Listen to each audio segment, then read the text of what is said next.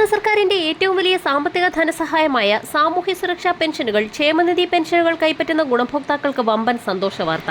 October മാസത്തിലെ pension തുക വിതരണം സംസ്ഥാന ധനവകുപ്പിന്റെ ഭാഗത്തു നിന്നും ആരംഭിക്കുന്ന സാഹചര്യത്തിലാണ് ഗുണഭോക്താക്കൾക്ക് വീണ്ടും ആശ്വാസവാർത്ത എത്തിയിരിക്കുന്നത്. തനത് മാസത്തിലെ പെൻഷൻ തുകയായ 1600 രൂപയ്ക്കൊപ്പം ഗുണഭോക്താക്കൾക്ക് കുടിശ്ശികയായിട്ടുള്ള 1600 രൂപയുടെ ഒരു ഗഡു കൂടി എത്തിച്ചേർന്നേക്കുമെന്നുള്ള അറിയിപ്പാണ് ഇപ്പോൾ പുറത്തു വന്നിരിക്കുന്നത്.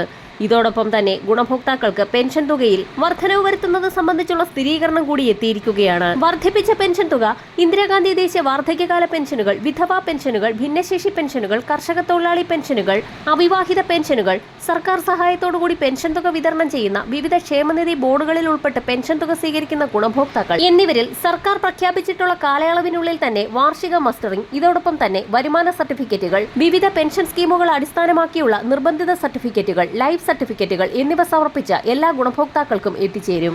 പെൻഷൻ തുക വർധനവ് സംബന്ധിച്ചുള്ള സുപ്രധാന തീരുമാനം വന്നതോടുകൂടി നിരവധി ആളുകളാണ് പുതിയതായി പെൻഷന് അപേക്ഷ വെച്ചിട്ടുള്ളത്. ഇത്തരത്തിൽ അപേക്ഷ വെച്ചിട്ടുള്ള ഗുണഭോക്താക്കൾക്ക് പെൻഷൻ പാസ്സാകുന്ന സാഹചര്യത്തിൽ വർദ്ധിപ്പിച്ച പെൻഷൻ തുകയ്ക്ക് അർഹതയുണ്ടായിരിക്കും. എന്നാൽ ഇങ്ങനെയുള്ള ഗുണഭോക്താക്കൾക്കും മരണപ്പെട്ട പെൻഷൻ ഗുണഭോക്താക്കളുടെ ആശ്രിതർക്കും പെൻഷൻ കുടിശ്ശികയ്ക്ക് അർഹതയുണ്ടായിരിക്കുകയില്ല എന്ന് ധനവകുപ്പ് വ്യക്തമാക്കി. ക്ഷേമ പെൻഷൻ തുക വർദ്ധിപ്പിക്കാനുള്ള സർക്കാർ നീക്കം പുരോഗമിക്കുകയാണ്. ക്ഷേമ പെൻഷൻ തുകയിൽ 400 രൂപയുടെ വർധനവാണ് നിലവിൽ വരുത്താൻ പോകുന്നത്. പെൻഷൻ തുക വർദ്ധിപ്പിക്കുമ്പോൾ 2000 രൂപയോളമാണ് ഇനി മുതൽ ഗുണഭോക്താക്കൾക്ക് എത്തിച്ചേരുക. ഇക്കാര്യം ഈ മാസം തന്നെ പ്രഖ്യാപിക്കുമെന്നുള്ള സുപ്രധാന അറിയിപ്പ് എത്തിയിരിക്കുകയാണ്. പങ്കാളിത്ത പെൻഷൻ പിൻവലിച്ചേക്കും. ഇതോടൊപ്പം പങ്കാളിത്ത പെൻഷൻ പിൻവലിച്ച് അഷേർഡ് പെൻഷൻ സ്കീം പ്രഖ്യാപിക്കാനും ആലോചനയുണ്ട്. സ്കീമിന്റെ വിശദാംശങ്ങൾ തയ്യാറാക്കി തന്നെ അവതരിപ്പിക്കുമെന്ന് ധനവകുപ്പ് വ്യക്തമാക്കി. നിയമസഭാ തെരഞ്ഞെടുപ്പിന് മുൻപ് പെൻഷൻ വീണ്ടും ഉയർത്തിയേക്കുമെന്നുള്ള സൂചനകളാണ് ഇപ്പോൾ പുറത്തു വന്നിട്ടുള്ളത്. സർക്കാർ ജീവനക്കാർക്ക് ക്ഷാമബത്ത അനുവദിക്കുന്നതും ശമ്പള പരിഷ്കരണം പ്രഖ്യാപിക്കുന്നതും നിലവിൽ പരിഗണനയിലുണ്ട്. സാമൂഹ്യ സുരക്ഷാ പെൻഷൻ ഗുണഭോക്താക്കൾക്കാണ് നിലവിൽ ഏറ്റവും കൂടുതൽ വർധനവ് പ്രതീക്ഷിക്കുന്നത്.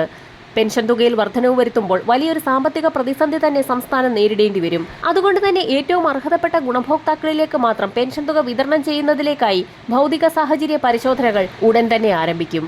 തദ്ദേശീയ തലത്തിൽ വാർഡ് അടിസ്ഥാനമാക്കിയുള്ള പരിശോധനയുടെ ഭാഗമായി നിരവധി ആളുകൾ പെൻഷൻ പട്ടികയിൽ നിന്ന് പുറത്താക്കപ്പെടുമ്പോൾ ഏറ്റവും അർഹതപ്പെട്ട ആളുകളിലേക്ക് മാത്രമായി പെൻഷൻ വിതരണം ചുരുങ്ങുന്നത് സംസ്ഥാന ധനവകുപ്പിന് ആശ്വാസമായി തീരും.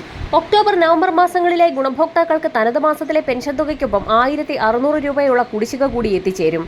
ഇതോടുകൂടി ഗുണഭോക്താക്കൾക്ക് 3200 രൂപയും ഇതോടൊപ്പം തന്നെ വരുന്ന മാസം മുതൽ പെൻഷൻ തുകയിൽ വലിയൊരു വർധനവുണ്ടാകുമ്പോൾ ഗുണഭോക്താക്കളിലേക്ക് പരമാവധി 2000 രൂപ വീതമാണ് എത്തിച്ചേരുക. പെൻഷനും മറ്റ് ആനുകൂല്യങ്ങളും അക്കൗണ്ടുകളിലേക്ക് എത്തിച്ചേരുന്ന ഗുണഭോക്താക്കൾക്ക് പലപ്പോഴും തുക കുറയുന്നതായുള്ള പരാതികൾ ഉയരുകയാണ്. ഈ സാഹചര്യത്തിൽ ബാങ്കിന്റെ ഭാഗത്തു നിന്നും സുപ്രധാന അറിയിപ്പ് കൂടി വന്നിരിക്കുകയാണ്. 10 വർഷം പൂർത്തിയായ എല്ലാ ബാങ്ക് അക്കൗണ്ടുകളും നിർബന്ധമായും KYC പുതുക്കണമെന്നും അല്ലാത്ത പക്ഷം പണം പിൻവലിക്കലടക്കം ബാങ്കിംഗ് സേവനങ്ങൾ തടസ്സപ്പെടുമെന്നും സംസ്ഥാനതല ബാങ്കേഴ്സ് സമിതി ഇപ്പോൾ അറിയിച്ചിരിക്കുകയാണ്. പെൻഷൻ, ശമ്പളം, മറ്റ് ആനുകൂല്യങ്ങൾ എന്നിവ എത്തുന്ന ഗുണഭോക്താക്കൾ പ്രത്യേകം ശ്രദ്ധിക്കേണ്ടതാണ്.